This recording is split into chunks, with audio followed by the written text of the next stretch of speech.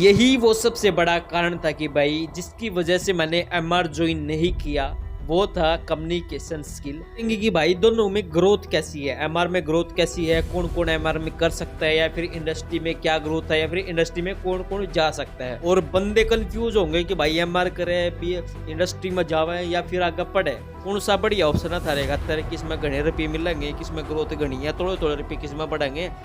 राम राम भाई सारा ने स्वागत है जी एक और नई वीडियो में।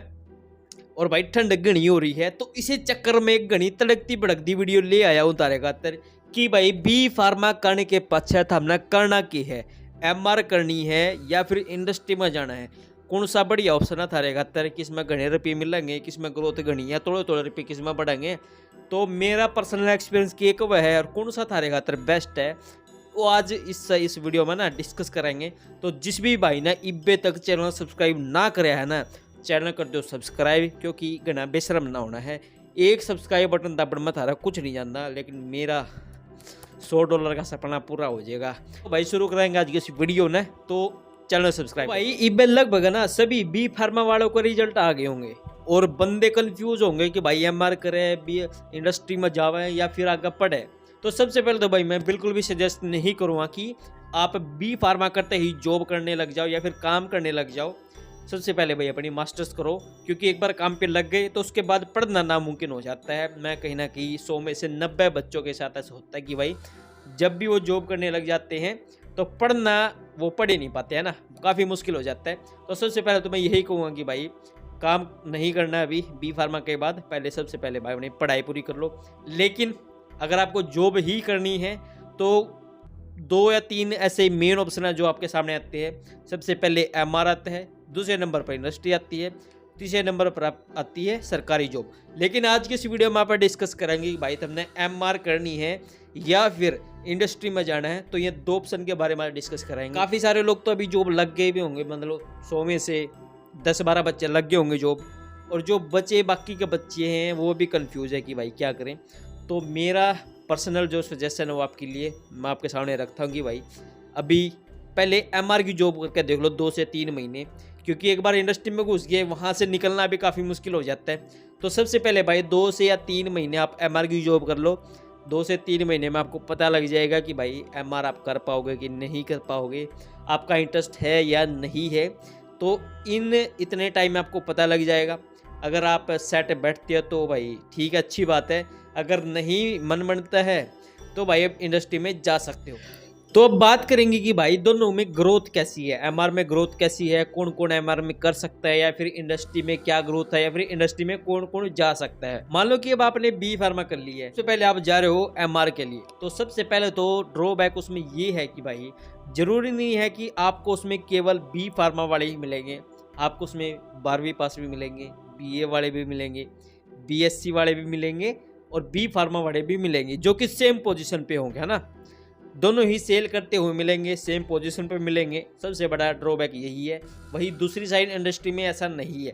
अगर आपने बी फार्मा किया, आपकी एक स्पेसिफिक जॉब रिस्पॉन्सिबिलिटी है, आपकी एक स्पेसिफिक ग्रोथ है as compare to the other, है ना। इंडस्ट्री में सबसे बड़ा एडवांटेज यही है कि भाई अगर आपने बी फार्मा किया है, भले ही आपके साथ काम कर रहा है बीएससी वाला, 12वीं पास वाला, लेकिन आपने बी फार्मा किया है तो स्लाइटली एज आपको मिलेगा अगर आपने बी फार्मा की है। दोनों में सैलरी कैसे रहती है, तो एमआर की सैलरी है भाई सबको पता है 15 से 20 हज़ार। अगर आप अपने घर के पास आसपास भी करते हो तो 15 से 20 हज़ार आपको आराम से मिल जाएंगे। लेकिन इंडस्ट्री में ऐसा नहीं है भाई। इंडस्ट्री में हो सकता है कि आपको घर से दूर जाना पड़े, क्योंकि इंडस्ट्री आपको पता है इंडस्ट्रियल एरिया में ही होते हैं और गिने चुने इंडस्ट्रियल एरिया है, वहीं पर इंडस्ट्री है। तो इंडस्ट्री में थोड़ा सा ड्रॉबैक ये है कि आपको घर से दूर जाना पड़ेगा। लेकिन एमआर में ऐसा नहीं है, आपको घर के आसपास जॉब मिल जाएगी, यानी कि डेली आप घर आ जा सकते हो। लेकिन इंडस्ट्री में ऐसा नहीं होगा।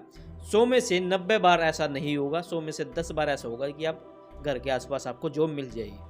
अब बात करेंगे कि दोनों की वर्क प्रोफाइल कैसा रहता है। एमआर में सबको पता है कि सेल्स करनी पड़ती है ना, लेकिन इनसिक्योरिटी एमआर में ज़्यादा रहेगी। मैं ये कहूँगा कि भाई अगर आपकी परफॉर्मेंस अच्छी नहीं है, आपकी सेल्स नहीं जा रही है, तो इनसिक्योरिटी हमेशा आपको एमआर में रहेगी। लेकिन दूसरी साइड इंडस्ट्री इंडिविजुअली काम नहीं करती है।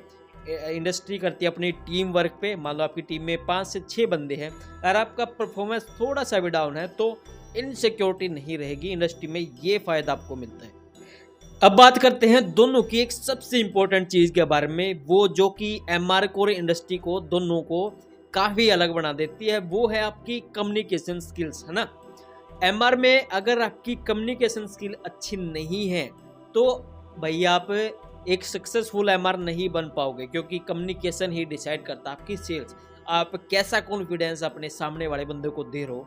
अगर अच्छा आपका इंप्रेशन रहा है, अच्छी कम्युनिकेशन आपके उसके साथ हुई है, तो हायर चांसेस है कि आपको सेल्स मिल जाएगी। बट इंडस्ट्री में ऐसा नहीं है, अगर थोड़ी सी भी आपकी कम्युनिकेशन स्किल कम है तो चल जाएगा काम, क्योंकि इंडस्ट्री कम्युनिकेशन जो आपकी स्किल्स है, स्पीकिंग स्किल्स है, उन पर काम नहीं करती है। यही वो सबसे बड़ा कारण था कि भाई जिसकी वजह से मैंने एमआर ज्वाइन नहीं किया, वो था कम्युनिकेशन स्किल। मेरी कम्युनिकेशन स्किल अच्छी नहीं है, इसकी वजह से ही मैंने एमआर ज्वाइन नहीं किया था। भले ही मैं आज वीडियो बना रहा हूँ, आपको समझा रहा हूँ, लेकिन मैं आज भी मानता हूँ कि मेरी कम्युनिकेशन स्किल्स अच्छी नहीं है। वो कनेक्ट कर पाने की, जो एक दूसरे को कनेक्ट करते हैं ना लोग, कि मैं आपसे कनेक्ट हो रहा हूँ, कहना है कि मेरे में वो लैक ऑफ सेंस है कम्युनिकेशंस का ना। तो ये था अब तक जो बेसिक सी डिटेल मैंने आपको दी है एमआर और इंडस्ट्री के बारे में, डिफ्रेंशिएट किया है एमआर को और इंडस्ट्री को ना। लेकिन सबसे बड़ी बात भाई, चाहे कोई कैसा भी हो, आदमी कमाता है पेट के लिए, पैसे के लिए काम करता है ना। तो पैसा किस में ज़्यादा है, तो इनिशियल डेज में भाई भले ही एमआर में ज़्यादा मिल जाए तो 20,000 के आसपास, 20 से 25-30 हज़ार आपको इनिशियल डेज में यानी कि स्टार्टिंग में मिल जाएगा ज्वाइन करते ही। बट इंडस्ट्री में ऐसा नहीं है। इंडस्ट्री में मैंने आपको कई बार बताया 12 से 15 हज़ार के आसपास आपको इनिशियल सैलरी मिलेगी। बट थोड़ा सा 10 से 15 साल काम करने के बाद एक कंफर्ट जोन वाली लाइफ आपको इंडस्ट्री दे देगी। बट कहीं ना कहीं 10-15 साल बाद भी एमआर में आपकी जो इनसिक्योरिटी है वो हमेशा रहेगी, क्योंकि हमेशा आपकी सेल्स आपके कैरियर को डिफाइन करेंगे। But industry is not like that, it's about your team, it's about your team. ये था जी आज की इस वीडियो में, मैंने एमआर के बारे में बताया कैसा क्या रहता है, इंडस्ट्री के बारे में बताया कैसा क्या रहता है। दोनों की जॉब प्रोफाइल को मिला के, दोनों की कंडीशन को मिला के आप अपने लिए एक बेस्ट कैरियर ऑप्शन चूज कर सकते हो। और मैंने रीज़न भी बताया कि मैंने एमआर क्यों ज्वाइन नहीं किया था। बट अगर आपकी कम्युनिकेशन स्किल अच्छी है तो MR can be the best career option for you. But अगर आपकी कम्युनिकेशन स्किल अच्छी नहीं है तो गवर्नमेंट जॉब की तरफ आप जा सकते हो, इंडस्ट्री की तरफ आप जा सकते हो।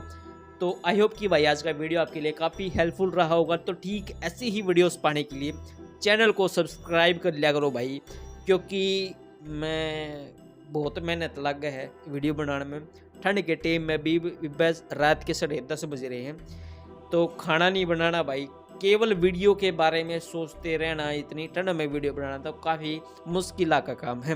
तो ठीक है भाई, कर दियो चैनल सब्सक्राइब। मिल लेंगे अगली वीडियो में, तब तक के लिए चैनल सब्सक्राइब कर दियो और वीडियो ने लाइक शेयर कमेंट करना मत भूलिएगा।